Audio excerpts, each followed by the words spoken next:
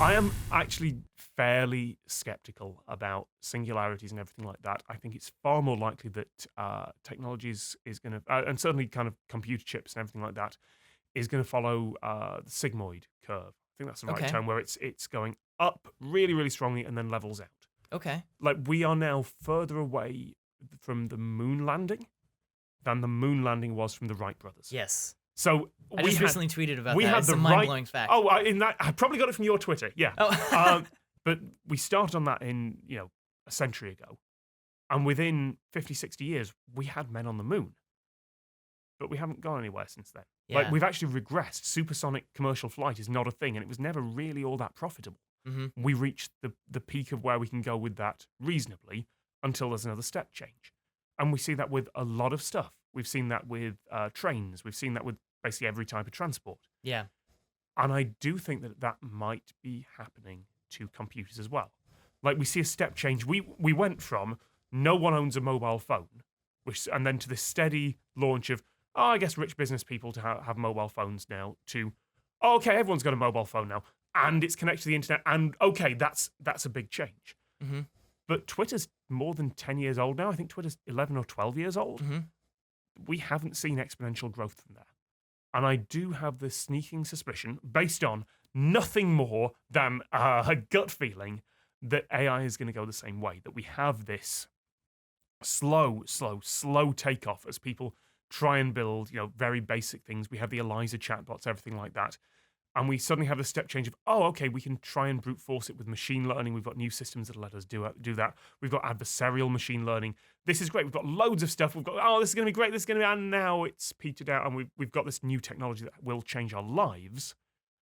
But flight didn't become a singularity. We didn't end up with rockets to the moon departing from LAX twice a day.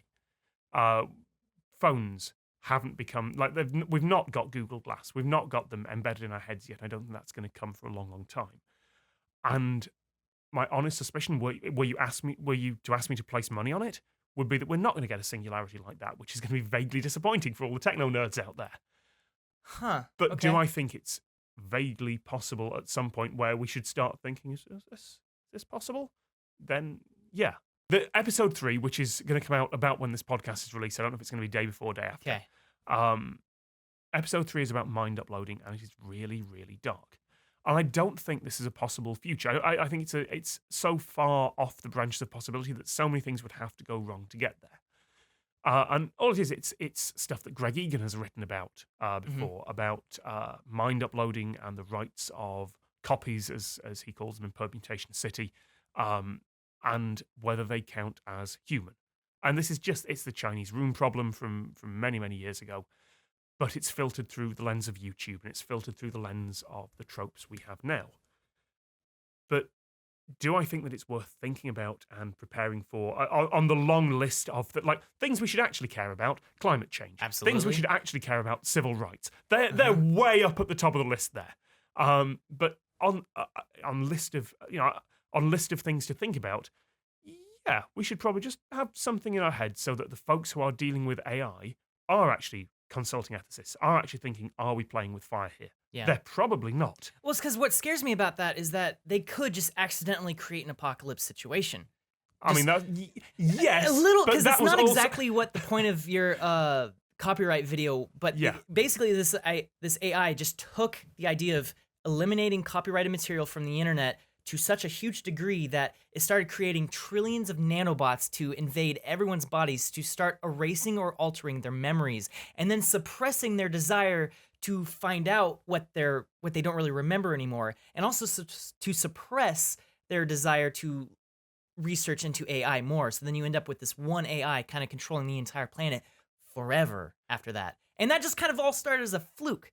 It reminds me of this other sort of mind game with AI, which was they tried to create this program to just print to make as many sheets of paper as possible. Paperclips. It's paperclips. Is that what it is? Yeah, because then that ends up getting out of control, and then it's one prime directive in its entire AI life is to make as many papers as possible to the extinction of humanity in the process. Yeah, because you've given something that is that is smarter than a human, a goal that is accidentally incompatible with humans. And the power to do it. Yeah, and there's been so much writing about this over the years that you would hope that anyone working with AI has read it.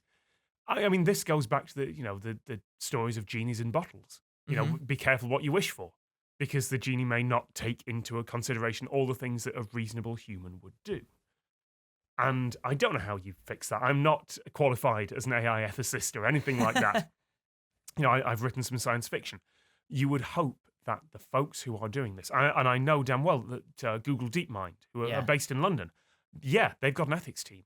They've got a lot of folks working for it, but they're also under a lot of non-disclosure agreements and will not talk about what they're working on. And I think, if you ask me to place a bet, all I'm going to say is it's probably not going to happen. So how do you feel about, like, say, the fear-mongering, or I don't even know if that sounds a little too intense, but, like, say, Elon Musk is basically cautioning everyone to slow down the AI research. Like, let's, bring in some ethics into all of this and figure out the right way to do this. And then you have other people saying, no, you're not going to slow me down. I'm going to research this until we get something great. Because at the end of the day, it is a competition between everyone to do whatever they're doing, and they're using AI as a tool, and they're going to keep trying to push the envelope with AI to help them in their goals of whatever company they're working for. This has been tried with a lot of technologies before, but the trouble is that the bar to entry is so much lower for something like this. If you wanted to play about with nuclear fission, you needed a laboratory and a whole team and someone to sell you some fissile materials. Yes, that's a hard part. Right there. There's a lot of hard parts there. If you want to play about with AI, you download something off the internet and you run it in the cloud.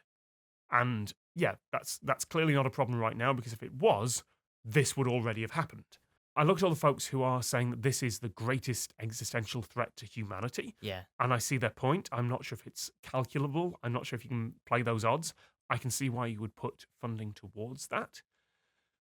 But I'm also aware that there are genuine current existential threats to humanity, like climate change, and we're not putting nearly enough towards that either. Like, humans are not good at assessing those risks, so I can see why you'd want everyone to be cautious about it. From my uninformed perspective, I don't think it's likely, but that's an uninformed perspective. Like, this is where I say, go research. You know what I said at the start? Go hand over to the experts? I'm not qualified for this. Go hand over to the experts. So, I mean, do you, let's say it is possible to create a super intelligence and then it becomes a thing. That is inherently something that we're not really going to have control over. Other than, people say, well, can't you just unplug it, turn it off? But what if, I just can't foresee something that smart coming up and just allowing you to just turn it off. Yeah, absolutely. And from there, it's just it comes down to luck, whether or not they like us or think we're in the way. Yeah, or more likely are completely indifferent to us. Yeah. Well, we're just ants. I accidentally stepped on a few ants. No big deal. I think a lot of the conversation is unproductive because it's like ants trying to work out how to control humans or even to understand humans. Mm-hmm. There is a concept called the sapience quotient, which I'm going to mangle here, but roughly it's the amount of data that an organism or something can process. Okay. And once we can sort of have not a conversation, but we can talk to a dog and it will understand the commands we're giving it. Yeah. And it will sit down when we ask it to if we've trained it. And maybe it'll be able to help us, we can train it to help us cross the road if we're visually impaired. We can sort of have a bit of conversation there. Mm-hmm. You go one sapience quotient further. I think it's a logarithmic scale, so each quotient is 10 times as much. Okay, yeah. You go one further than that, and you end up with trying to deal with something like a goldfish, where, cool, we can put some food, and it will probably come up and get it, and we can put something there to make it a little bit happier, and then we go one level further, and we're dealing with bacteria, something like that. There's nothing we can do. There's nothing a bacteria could tell us or we could tell it. We can essentially literally just like a biological machine. Yeah, we can examine it in its entirety, understand what it's going to do, and track its evolution and sequence the whole thing. And that's you steadily go down. And once you're beyond a couple of sapience quotients, there's not even communication possible. It's not just that there's meaningless communication like you saying, "Oh, aren't you a cute dog?" There's no communication even possible. A bacteria cannot even begin to comprehend what humans are doing. Right. So once you start going the other way, It's the same thing. We are those ants. We are that bacteria that can't comprehend the orders of magnitude higher. You go one sapience quotient further, great, cool. You've got a computer that can start to shepherd us a bit and say, oh, it's nice, and start to plan what we do and organize our lives, which is the spoilers, the end of I, Robot by Isaac Asimov. Yes. So the last of those short stories is about the machines, which are the super intelligences that are, thanks to Asimov's magical 3 laws, just shepherding humanity. And okay, that's great. That's one level. Once you get to 2 and 3 and 4 above, there's nothing meaningful there. And if you're going to end up with a super intelligence, I think it's more likely that you're going to end up with something that just doesn't even think about us the same way that we don't think about the bacteria that are crawling over us right now. Right, yeah. I've always about the bacteria that are crawling over me. Because there's the whole like Fermi paradox, right? Where it's like we don't know if there's any other life out there because we've never found it. Yeah. So does it exist? But I've thought like chances are if we happen to someday find intelligence in the universe somewhere, it's probably not going to be a race of species. It's probably going to be a single organism controlling an entire planet. And that single organism is like the super intelligence, the super AI that whatever host species created, and now it's just running everything. And it's talking with all the other singular species, and so you have like a group of these AIs throughout the whole galaxy, and it's like they're just on such a higher plane of existence that just doesn't mean anything. They're not going to be sending out radio signals. Yeah. They're not going to want to attract a probe with ants on it. Yeah. It's bleak, isn't it, when you start thinking about this? I think it's more... I think it's more likely that the next century is going to be a bit better than this one. Like, there have always been apocalyptic scenarios. There have always been, empires falling. There have been unenlightenments before, where we've lost knowledge. Mm-hmm. But if you ask me to place a bet, the next century is going to be like this one, but a bit better. And only a bit better? Define a bit. You compare someone enough. to the 19th century, to the 20th, to the 21st. Yeah, each one was a bit better.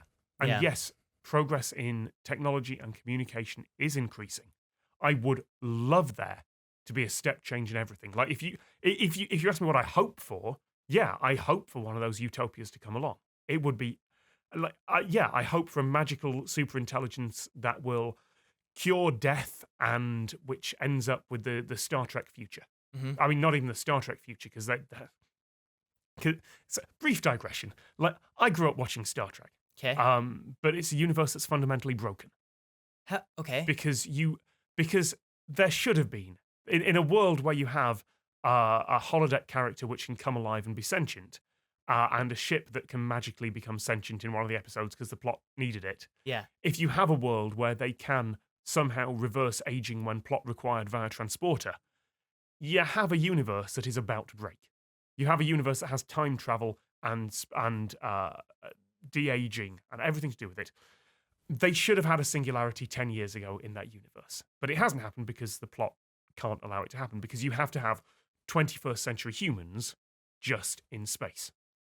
Right. And it's the equivalent of someone in the 16th century writing about the moon colony.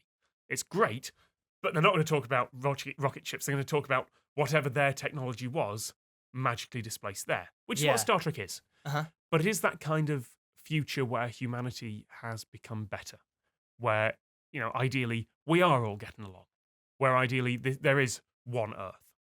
And if you look at the good parts of that future, and if you look at humanity getting past its worst qualities, that's the sort of utopia I'm hoping for. Do I think that's actually going to happen? Do you think it'll happen for the rich at least? I don't think that counts as a utopia. Yeah. There's a reason that the phrase magical space communism keeps going around.